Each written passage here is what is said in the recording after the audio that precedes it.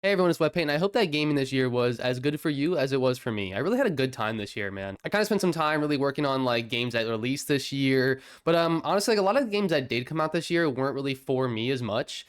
So I took a lot of my time to really clean up my backlog. So for this video, I want to go over some of my favorite games that I played this year. It's going to be a list that is comprised of, a mix of like older games and like newer games. A lot of the games though are primarily from like the last like year or two, so it's nothing like crazy old, but mainly it's going to be games that came out this year plus like a year or two ago as well. So for number 11 we have Shadows of Doubt. This game is really cool. It's this like cyberpunk kind of esque like noir detective game. It's also like got pixel graphics, which is really cool. I'm definitely a huge fan of this game. The whole map is like procedurally generated, and all of the murders are procedurally generated as well. All the crimes, there's tons of different crimes. They added like some sniper crimes too as well when I like last played. That was near like the 1.0 like release to my knowledge. But yeah, this game is like really cool, dude. I really just enjoy having like the freedom to approach each case like how you want, and like sometimes there's like a serial killer that's like on the loose, and depending on how quick you're solving these cases, more crimes are happening with like one killer. And doing like all the like the webs of like notes and stuff like that was so much fun. I really think that this game was honestly a little bit like under the radar for a lot of people, which is understandable. It's definitely like a game that's not for everybody. With sandbox games, I feel like if you don't have like a narrative that you're focusing, it is a little bit harder, because the sandbox games you kind of create your own narrative and like your own like story in a sense, or just your own adventure, you could even say. But yeah, this game like was great. It has a lot of really cool features, and just like intertwined mechanics as well. My main complaint though is the performance problems. A lot of the times, like with the rain, dude, oh my computer cannot handle it. Maybe it's just my computer as well. But there was just so many things going on and so many like pixels and stuff. My computer would basically explode, especially when I played it on stream a few times. My computer was just not happy. But this game definitely, I recommend it. It left early access this year. It's a great sandbox game, and it's tons of fun to just be in this world, being that detective. Like if you like detective and like investigative games, this one is so much fun. There's like lots of different like routes you can take. You can sneak, you can be like a kick the door, beat 'em up style detective. It's really a good game if you love detective stuff. Number 10 is going to be Lies of P. Now this was probably like one of the closest games to being a Souls from software experience that I could ever like experience in my life. When you play like a Souls like game and you're like, okay, like they're trying to capture that magic that From Software has, like usually they can't, but Lies of P really, at least for me, like they captured that magic, dude. It was it was so good. It was such a good game. I really enjoyed it. Honestly though, the last boss was super hard. I got my ass kicked. I ended up having to give in sadly and like submit to him. I got the bad ending, which I was kind of upset about. But that last boss, tons of fun, great game. A lot of the mechanics were great. Like I said, the combat was so good. I feel like they really got what it means to be a Souls game. I didn't follow the story too much, but it's Pinocchio. It's pretty standard. But it was really cool. A lot of like the side stuff was really cool as well. I loved like the customization with the weapons. That was so badass to me. I loved being able to combine everything together. I think that's really cool. I liked the uniqueness of it as well, and how like it made new abilities sometimes, and the unique weapons that they got in that game were crazy. Like that katana, oh my god, I felt like a crazy cool weeb, but it's it still felt cool. But I really enjoyed that game, man. I won't lie, it's tons of fun. Lies of P is great. I'm really excited for the DLC. I want to see what they're gonna do, and yeah, I can't recommend it enough. Number 9 is gonna be Helldivers 2. This game and the craze around it, like during its like peak hype, was absolutely insane. I have never seen so much like fun propaganda in my life. Maybe that's crazy to say, I don't know. But yeah, Helldivers 2 was just amazing. Seeing like the edits and like everything like online, like on TikTok and like Instagram and YouTube, like those videos that people would make. You got like the freedom and like Freebird going on in the background. Oh my god, democracy, you know what I mean? That shit was so much fun. Like having late nights with your friends just screaming for democracy was so much fun. I haven't had like a multiplayer gaming experience like that probably since I was a kid. It was such a good time. It was just like fun, dumb, good times. Like I remember when it blew up and you could barely play, like at the very beginning when the servers were like at max capacity 24/7. It was absolutely insane. Like the craze around Helldivers 2 was just insane. That initial hype was massive. It really was. The combat was so much fun too. Like I also loved being able to go in like first and third person. The gameplay loop was really good for me, but it did get stale pretty quickly, I will say. Like once you kind of completed a lot of that initial stuff, I feel like the battle pass was kind of like your main driving factor to keep going. That and like the whole like war per se, where you gotta fight over certain parts of the map. Personally, for me, like I said, it did get a little stale after like a little bit of playing, but tons of fun. And you know, like being outnumbered and stuff in fights led to insane moments. You know, you're diving, you're running, you're trying to get like the package on the ship, or like you're trying to get the samples. It was insane, dude. Like the videos all over the internet were hilarious. The game was great. I can't recommend it enough. I know they just dropped their Illuminate DLC, I think is what it's called. I don't know if it's a DLC or like free. I'm not really sure how they did it, or just an expansion. But I do gotta check that out as well. I haven't played it in a long time, I will be honest, like since like June or July. But the game was great. I had a ton of fun with it. Definitely one of my favorite games of the year for sure. Number 8 is V Rising. Now this game combines some of my favorite genres, like ARPG with survival, and it was just so much fun. And I like really am kind of surprised I didn't get to this game sooner. I know it was in early access for a bit, and then it kind of released, I think, earlier this year, like around May. I could be wrong about that though. But I ended up playing earlier this year. Tons of fun this game. I really loved the whole like vampire setting. I've been like itching for a good vampire game in a long time, and this one was just like really for me. Like the themes, the whole gameplay loop. I loved like the way the bosses were. A lot of the bosses were tons of fun. The fighting, like in the combat, was just great. The mechanics were really fun as well. Like the whole blood mechanic, and like depending on like which villager you fed on like last would like be like a buff towards a certain thing. It was really cool. I loved the game. I think it was super intricate. I didn't get much into the multiplayer. I do need to try it out, but I know it's a lot of like PvP stuff, which I'm not huge on PvP. But you know, it's still just, I just need to try it out. It just seems like a lot of fun, man. It really was. Number 7 is Dragon's Dogma 1. This is a classic, which is kind of crazy to me that I, you know, didn't really get to it when it initially came out in like 2012 or 13. I think it kind of got swept under the rug by Skyrim, if I'm being honest.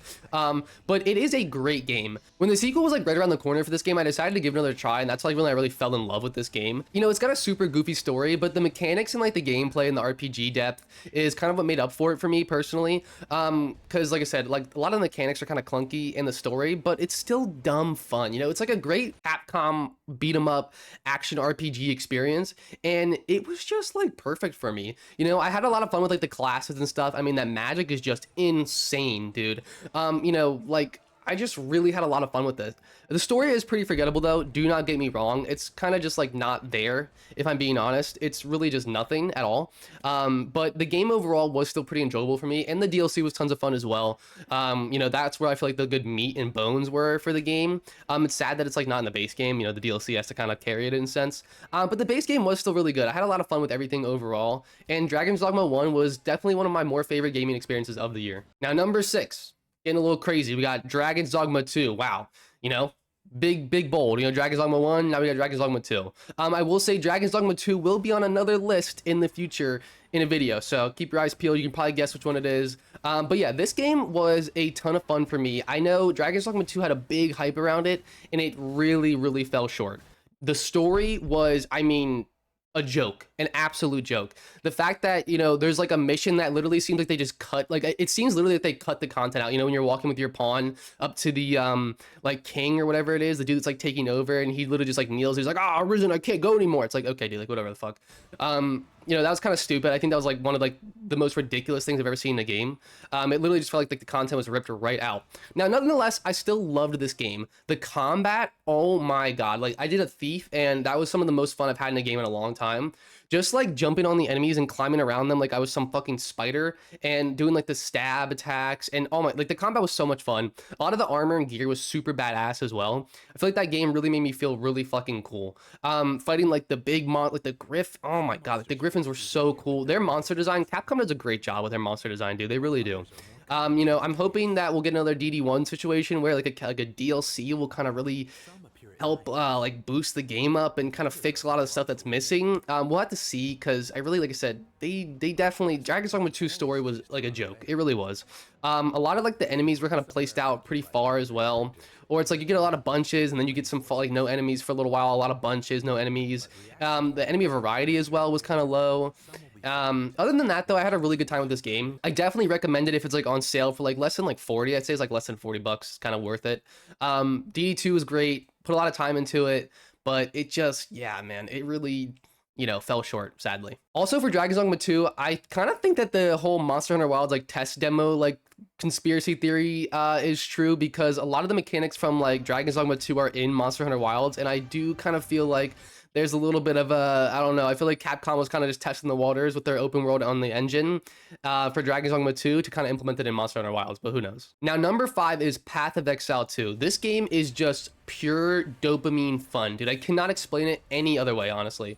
I've yet to beat the story though, as I've had like no time for it, but it is so much fun. It's like this game is just peak. It really is, and it's gonna be free when it comes out fully. I paid for the early access just because I wanted to support, you know, Grinding Gear Games because they are great developers.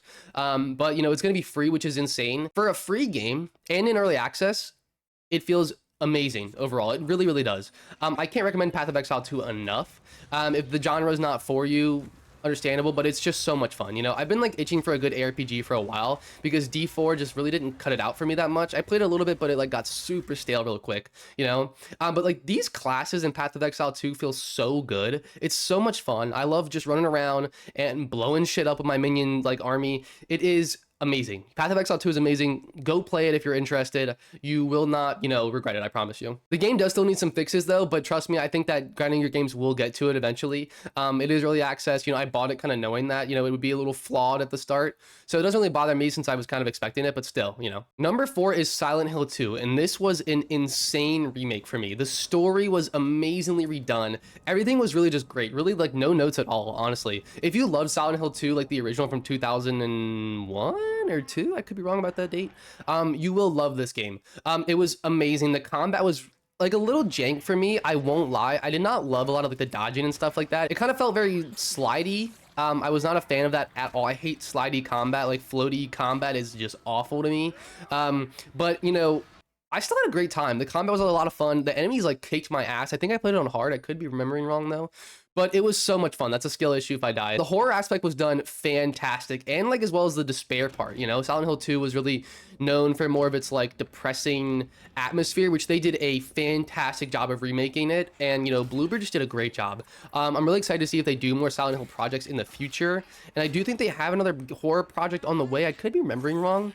But yeah, great game, like 9 out of 10 for me. A few things I would maybe change, but overall, great remake. Totally recommend Silent Hill 2, the remake. Check it out. Now, these next 3 are a little interchangeable, but they were all so good that I can't even express it enough. I ended up re-falling in love with Monster Hunter World this year, and I finally completed just about everything minus Fatalis. But that's still on the way. Hopefully we'll get to that. You know, I want to eventually. But man, he is hard. I just love the combat and the depth this game provides. It's just like absolutely amazing. And Wilds is going to be so like good as well. I'm really excited. I think like I cannot wait for Wilds. But the base game alone for World was amazing, right? Don't get me wrong. But dude, Iceborne, that DLC is literally an entirely new game on its own. I cannot express how much like time I put a shit ton of hours in a very short amount of time on Monster Hunter World, just because I was like putting in like literal like 9-10 hour days on my off days at work, and it was just like constant grinding, dude. Like the grinding in Monster Hunter World feels so good. That's like one of the few like grinds that I really enjoy in a game. Number 2 is Elden Ring Shadow of the Erdtree. Now I know we got a DLC on the list. Type in the comments. You're pissed, understandable, right? This is just like basically a whole new game to me. Now, I'm not saying it should be like a game of the year thing, not that situation, but this DLC was big enough to where I feel as if I can nominate it kind of in my little top 10 games, you know, list here. And it was so good. The Shadow of the Erdtree DLC was fantastic. From Software does not miss at all. And like I said, it was basically a whole new game, dude. The amount of like lore it kind of added and just like expanding on Elden Ring, which was just a great game. You know, if you expand on that game, you're gonna get even more goodness. You know, it's just good after good after good, and it really was fantastic. All the bosses were so much fun, even though that final boss dude was absolute fucking hell. The DLC really was a skill check for me, I won't lie. I kind of went in there like really cocky, and I got my ass handed me pretty quick. Definitely, like I'm a veteran as well with the series and like the franchise, and I really like, I thought I was gonna like be like hot shit in there, and I was not. You know, it's okay though. Like I said, the DLC was great. I cannot recommend the DLC enough. It was fantastic, and it's just amazing. It was a great DLC. Elden Ring is fantastic. I think it's on sale right now on Steam for the winter sale. Go pick it up. Go check it out. You're gonna want it, I promise. Now, number 1 is Baldur's Gate 3. I do want to preface that I am still working my way through Act 3. I have been putting so much time into this game because I want to get a review out on it. And it's just, I feel like it's never ending content. It's insane.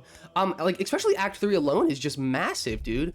But like, this game is amazing. You know, I feel like Baldur's Gate 3 has restored a lot of my love for gaming personally. It's very refreshing to see like developers be passionate about their game once again. I feel like I'm a kid again, you know, and gaming's at like a great time where, you know, developers aren't so money hungry and just want, you know, your dollars, you know. I'm like, these people are passionate about their games and you can really tell, like it shows in the game itself. It's really art. Baldur's Gate 3 has restored a lot of my, you know, hope for gaming in the future. Larian is become one of my top developers as well. I need to check out the Divinity Original Sin games. I just really think they did a great job. I also want to check out Baldur's Gate 1 and 2. I know they're, you know, pretty different and not the same developer, but still, I like the franchise. I like the narrative. I love the story, like the lore of behind all of it. It's really, really exciting to me. Baldur's Gate 3, I'm not even like a turn-based combat guy. And this game gripped me instantly. It is so good. And they make turn-based combat just insanely fun. You know, the combat and the mechanics of this RPG are so in-depth that I truly think it's like genre defining and just a 10 out of 10 game. I have no notes for Baldur's Gate 3. I'm very excited to finish it, and I don't want it to end. It's a game where it's like, okay, I'm like, damn, like how much is there left? And I'm almost like, I don't want it to end at the same time. And I haven't felt that way about a game in a very long time. Thank you guys for watching. I hope you all enjoyed the video. Let me know what games you played this year, whether they be old or new. And let me know if you liked any of the games that I played and if they're in any of your top lists as well. Thank you guys for watching and have a great rest of your day. Bye.